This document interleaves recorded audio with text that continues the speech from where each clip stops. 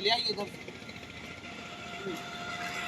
जब भी आप ड्राइविंग सीट पे बैठते हैं तो सबसे पहले आपको सीट को एडजस्ट करना है अपना अकॉर्डिंग, क्योंकि देखिए सबका साइज अलग अलग होता है, तो कोई छोटा होता है कोई बड़ा होता है, इसीलिए सीट को आपको आगे पीछे करने के लिए दिया गया है। यहाँ एक लीवर होता है, इससे आप ऊपर उठाना पुश करना और नीचे अप डाउन जितना आपके साइज होगा, यानी आपको क्लच इजीली दब सकता है पैर से।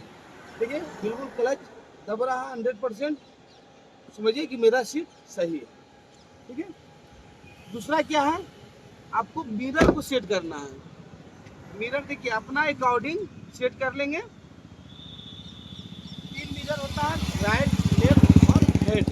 हेड मिरर को इससे पीछे आपको क्लियर दिखेगा, राइट मिरर से आपको साइड का जो क्लियर दिखेगा और लेफ्ट से लेफ्ट साइड का क्लियर दिखेगा दोस्तों। अब उसके बाद आपको क्लच ब्रेक समझना है।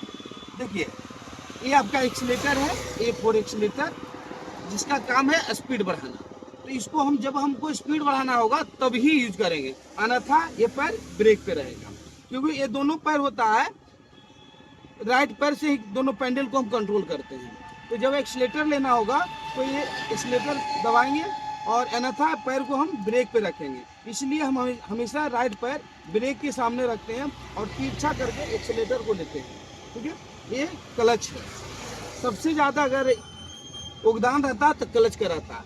क्लच को आप गियर चेंज करते समय आपको क्लच का यूज हो, रोकते समय क्लच का यूज है, गाड़ी स्टार्ट करते समय क्लच का यूज है। तो हम सब इसलिए ये पैर बाएं वाला पैर क्लच पे ही रहेगा। ठीक है, ये आपका स्टीयरिंग है। स्टीयरिंग आपको 3 राउंड टोटल कटता है। ठीक है, जिसे देखिए स्टार्ट कर लेते गाड़ी, क्योंकि पावर स्टीयरिंग है, जब तक आप गाड़ी स्टार्ट नहीं कीजिएगा स्टीयरिंग बहुत हार्ड कटेगा। देखिए तो हम गाड़ी को स्टार्ट करते हैं। देखिए अभी ये बीच में 1.5 राउंड हुआ है, अब यहाँ से काउंट कीजिए 1 2 3। ठीक है, 3 में आपको पूरा लेफ्ट साइड मुड़ गया गाड़ी। अगर आपको सीधा करना हो तो आपको जब गेट बंद रहेगा तो आपको पता नहीं चलेगा कि मेरा गाड़ी सीधा है कि नहीं है। तो हम एंड पॉइंट से 1.5 राउंड वापस आएंगे, 1 आधा 1.5 राउंड। आप देखिए बिना देखे हुए बता रहे हैं, अब चक्का दिखाई सीधा हो गया, सीधा हो गया ना। अक्सर सवाल होता है कि भैया सीधा है गाड़ी की नहीं है, कैसे पता चलेगा। तो स्टीयरिंग को कोई साइड पूरा इंड काट लेना, उसके बाद 1.5 राउंड वापस आ जाना, आपकी गाड़ी सीधी हो जाएगी। तो आप समझ गए, एक्सीलेटर ब्रेक क्लच। एक्सीलेटर का काम स्पीड बढ़ाना, ब्रेक का काम गाड़ी को रोकना और क्लच का काम न्यूट्रल करना। यानी इंजन और चक्का का जो आपका पार्ट्स होता है उसको आपको ताकत को ये जोड़ता है और तोड़ता है, मतलब ताकत देता भी है और हटाता भी है। और क्लच दबा दिए तो ताकत इसका हट गया, यानी इंजन और चक्का अलग अलग हो गया और इसको जैसे छोड़ेंगे तो दोनों ज्वाइंट हो जाएगा। ठीक है, अब ये समझिए गियर। गियर हमेशा हम 1 से स्टार्ट करते हैं, तो 1 पे 10 तक स्पीड हम जा सकते हैं। क्लच दबाएं 1 लगाएं। अब इसका स्पीड लिमिट मात्र 10 तक है। अगर 10 से ऊपर जैसे आप बढ़ते हैं तो आपकी गाड़ी में आवाज़ आ जाएगी, तो आपको गियर चेंज करना है, तो 2 लगाना। 2 लगाने के लिए फिर क्लच को दबाएंगे और फिर हाथ को इस तरह से पकड़ेंगे, इस तरह से पकड़ेंगे और इसे दाबते हुए नीचे ले आएंगे, मतलब लेफ्ट साइड हल्का धक्का देते हुए नीचे ले आएंगे, 2 हो जाएगा। 2 का स्पीड आपका 20 तक होगा, 20 तक आपका मतलब उसका स्पीड है। 20 से अगर ज़्यादा चलते हैं तो आपकी गाड़ी आवाज़ करने लगती है। 20 से ऊपर होते हैं तो हम 3 लगाते हैं। फिर क्लच दबाएंगे, 3 इस तरह से हाथ पकड़ना है और यहाँ लगाना और सीधा धक्का देना है, इसको ताकत नहीं लगाना। 3 नंबर हो गया। 3 का स्पीड आप तो 30 प्लस चल सकते हैं, यानी 40 से अंडर चल सकते हैं। और उसमें आपको देखना है यहाँ आरपीएम अगर आपके 2 पे चल रहा है तो आपकी स्पीड लिमिट अच्छी है और आपकी गाड़ी की एवरेज भी अच्छा देगा। 4 के लिए 40 प्लस होगा, तो 4 के लिए इस तरह साथ लगाएंगे और हम इस बार एक बार में न्यूट्रल होगा, 2 बार में गियर आएगा। तो 3 4 बहुत इजी है, लेकिन हम लोग अक्सर 3 और 4 में ही घबराते हैं, क्योंकि हमेशा हम लोग ताकत लगा देते हैं। 3 4 में कोई ताकत नहीं लगाना, सीधा इस तरह से ऊपर करना है, 3 हो जाएगा और नीचे करना है, 4 आएगा। ये 2 राउंड में होगा। ठीक है, पहला करेंगे न्यूट्रल, दूसरा गियर, क्योंकि जब भी हम गियर को गियर लगा के वापस करते हैं तो ये प्लस पॉइंट पे आ जाता है। इसको ड्राइंग को बढ़िया से समझिए, थोड़ा सा पीछे करिए, ठीक है। प्लस पॉइंट कहाँ पड़ता है? 3-4 के बीच में कटता है।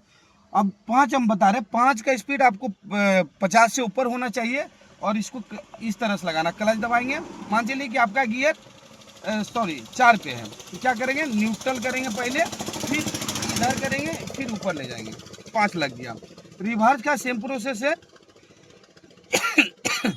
रिवर्स के लिए सर आप, चूंकि देखिए रिवर्स जब भी आप करिएगा तो गियर 1 पे रहेगा, गाड़ी तो शुरू की हुई रहेगा तभी रिवर्स होगा। तो इसको क्या करेंगे? पहले न्यूट्रल लाएंगे, फिर इस तरह से इधर ले जाएंगे, फिर नीचे लाएंगे, रिवर्स लग गया। समझ गए ना? गियर तो आपको समझ में आ गया होगा सर। अब देखिए आगे बढ़ने से पहले हैंड ब्रेक को जरूर गिरा लीजिएगा, सीट बेल्ट को जरूर लगा लीजिएगा। गाड़ी को रनिंग होता है, गाड़ी खड़ी हो तो इसके पहले हैंड ब्रेक आप चेक कर लीजिएगा। मान चलिए हैंड ब्रेक पे आपकी गाड़ी रहेगी और उसी पे बढ़ा दीजिएगा तो गाड़ी तो बढ़ जाएगा, लेकिन ब्रेक लगल रहेगा, गाड़ी धुआं दे देगा, क्लच प्लेट जलने की चांस रहेगी, आपका चक्का रगड़ाएगा, गाड़ी का इंजन ज़्यादा फेल पिएगा।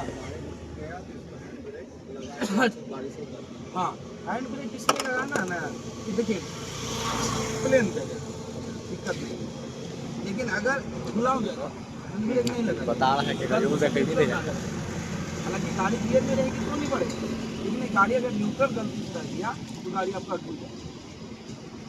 इसलिए हैंड ब्रेक पार्किंग समय जरूरी है। लेकिन इसकी आदत है, अगर लगाने की आदत है तो आगे बढ़ने से पहले इसको गिराने की आदत है।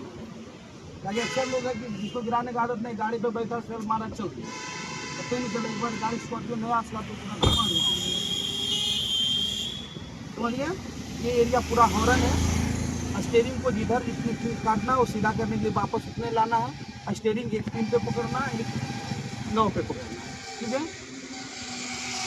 ये हो गया चाहिए, ठीक है।